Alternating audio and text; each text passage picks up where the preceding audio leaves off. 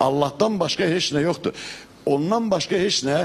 Heç kim insan heç nə yaxşılıq, nə də pislik gətirə bilər. Gətirə bilməz. Heç nə, qəbir sənə nə yaxşılıq gətirə bilər, ölü sənə nə yaxşılıq gətirə bilər. Bunlar bizim tamamilə çox yayılmış şeylər. Batil inançı bütpərəstliyin başqa bir transformasiyası, başqa bir formaya tamamilə bunlar keçməlidir. özü də o qədər inkişaf edib ki, Azərbaycanda. İnanın ki, insanların yaşamaq formasına çevrilir. Həyat tərzinə çevrilir. Həyat tərzinə çevrilir. Yaşam formasına çevrilir. Hamı deyir ki, gedin, bizdə məhz bir haça qaya var.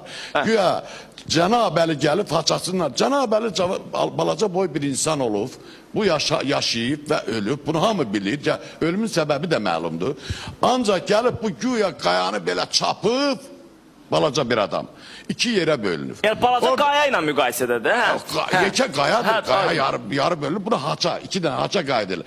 Gev orada qoyun kəsirlər, nəsərdə... Oranı bütə çeviriblər. Yox, Həzrət Əlinin şücaətləri çox böyükdür. Yəni ki, etdiyi əməllər ki, onun qaldırdığı o daş, onun o müharibələri... Mən inkar eləmədim. Burada biz nə məsələ var? Əslində bizim yalan danışmaq da olan sevgi, əliyə olan sevgini şişirdiblər. Çapa bilməz. Yəni ki, əslində bu iki biz dinimizi, bax özümüz dinimizi bütləşdirməklə özümüz dinimizi alçaldırıq. İslam dinindən qüvvəli din yoxdur. Və bu dinə qarşı da daima provokasiyalar gedir. Biləsiniz bunları. Nə bilim mən Allahın məsəllə yazıldı. Nə bilim fındığın üstə Allah yazıldı. Nə bilim ayda Allah yazıldı. Qoy Nemetçe yazılsın, qoy Rusça yazılsın. Niyə bizim bunlar hamısı gülməlidir, bizim xalq bilməlidir bunları. Bizim mollaların çoxu deyir, ola bilər oraya ayağına yazılsın da Allahın məsəllə. Allaha nə ihtiyacı var? Estağfirullah.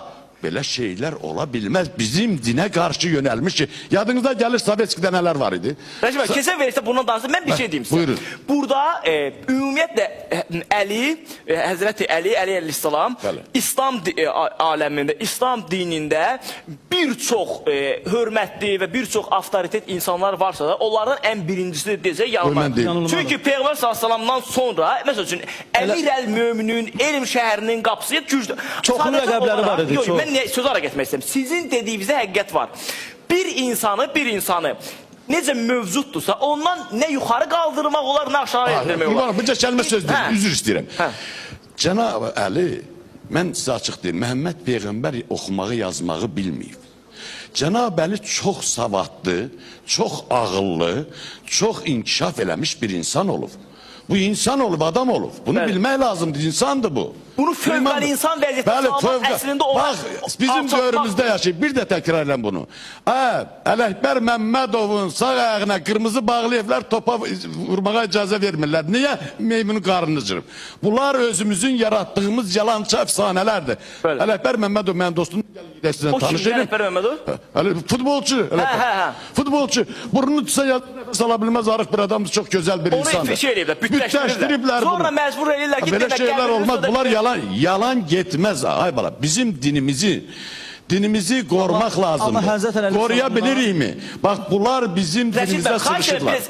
Amma Həzrət Əleyhissalamdan turan, yəni ki, yenə deyim, yəni Peyğəmbərdən hətta hədis də var ki, vəfatından qabaq demişdi ki, mən Əlidənəm, Əli də məndəndir və məni sevən Əlini sevsin, əhl-i beytimi sevsin. Bunlar hamısı mən deyib, iki əmanət qoyub gedirən biri Quran-ı Kərimdir, biri də mənim əhl-i beytimdir. Yəni bu Peyğəmbərin dedikləridir, bunu inkar eləmək olmaz. Bu ayrı şeydir. Yəni ki, Əlinin adına uydurulmuş əfsanələr, Əli aşıqları var ki, onları gəl çəksin. Özüm üçün olmaq şərtində. Məsəl üçün, aydın hamımız, burada məncə İslam aləmində əl aşığı olmayan insan artıq müsəlman deyil. Müsəlman deyil, bəli. Dinin şərtlərindən əlini sevməsən, aşıq olur. Yox, söhbət ona gedir. Amma burada rəsmən dediyi bir şey var. Məsəl üçün, Əli kimi bir insanı müsəlmanların gözündən salmaq, savadlı müsəlmanlar var da, nə eləmək olar? Nağıllar uydurursan, qılıncınla uçdu göyə getdi. Belə şeylər uyduranda istərsə biz... Bunlar yalandır ki. Axı bu ola bilməz. Bu ola bilməzsə deməli Əli də yalanıymış. Yəni bu müasir dezinformasiyanın və qarapyanın bir formasıdır. Məsəl üçün, gəldi dağı vurdu, yaydı. Ayı iki yerə böldü. Turan deyiləsi qədər olunmayan böyük bir şəxsiyyətdir. Amma ki, bəzi şeylər var ki... Yəni, nə qədər böyüklük onun şəxsiyyətində, onun elmində, onun imanında olub. İman.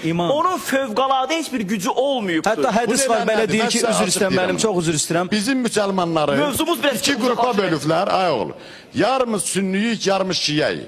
Mən bunları qəbul eləmirəm. Biz müsəlmanıq, əhli müsəlmanıq, biz insanıq. Şiyələr başlayıb əlini tərifləyir, nə bilim, Sünnilər əlləri şiyədən çox tərifləyir. O uydurma nağıl idi. Uydurma şeyləri tutarmaq lazım. Savadsız cəmaata salmışlar, amma burada Əli barəsində sünni şiyələr. Sünni alimlərin kitablarını oxuyuram, orada Əlidən elə şeylər yazılır ki, adam dəhşətə gəlir. Gözəlliyindən kənara çıxmıyor. Bax, siz danışdınız Mir Möhsümaq haqqında, Seyid Bayram, Seyid Əşrəf, o qədər belə insanlar var və bu haqda informasiya bizi Dini İşlər üzrə Dövlət Komitəsindən də nümayəndəmiz olacaq. O da dövlətin prizmasından yanaşacaq. Bunlar, məsəl üçün, müəyyən yollar var, yol gedir. Yolu bir də görsən fırlayıblar, bir dənə orada qəbir var. Qəbirin başına fırlanır. Bilmirsən bu qəbir kimdir, nədir? Kimsə burada pul qazanmaq üçün bundan istifadə edir. Pul üçün əsas. Tamam. Bütpərəstlik. İndi gəlin, siz çox gözəl danışdınız, çox incə məqamlara toxundunuz. Mən istəyirəm, bax, burada mən bir açıqlama vermək istəyirəm. İzzət də, Rəşməm, siz də. Biz marifləndirmə aparıq. Məsələn, bugün başqa kanallarda Style Novo God deyiblər, İslama, mədəniyyətimizə aid olmayan bir şey keçirdilər. Bu da lazımdır, buna da qarışmırıq. Hərəni özü bilər. Biz dinimizdən danışırıq. Bizim din xadimlərimiz var ki, məsəl üçün, istər çox hörmətli insanlar, onlara müraciət edirik ki, gəlin bu insanlara marifləndirək də, gəlmirlər bu kimi verilişlərə. Sonra da bizi irad tutar ki, niyə hər gün filan kəsi çağırırsınız, filan kəsi çağırırsınız. Ay balam, siz gəlməyəndən sonra, bu millətə siz söz deməyəndən sonra kim söz deməlidir? Ona görə də mən yenə istəyirəm bura ilahiyyatçı Elşad Mirini dəvət eləyim.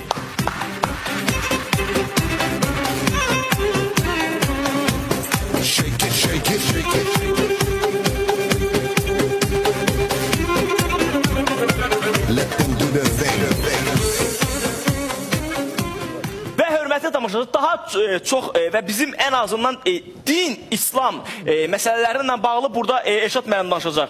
Və bir də ki, bizim Dini İşlər üzrə Dövlət Komitəmiz var. Bu dövlətdə dini və konkret sözün əsirməsini nəzarətə götürür və burada qeyri-ənənəvi proseslərin getməyinin qarşısına alan bir qurum var. Çox yəni ki, bizim mütərəqqi bir haldır ki, dövlətimizdə belə bir şey mövcuddur və oradan da nümayəndəmiz var. Dini Qurumlar üzrə Dövlət Komitəsinin nümayəndəsi Ceyhun Məmmədovu bura mən dəvət edirəm.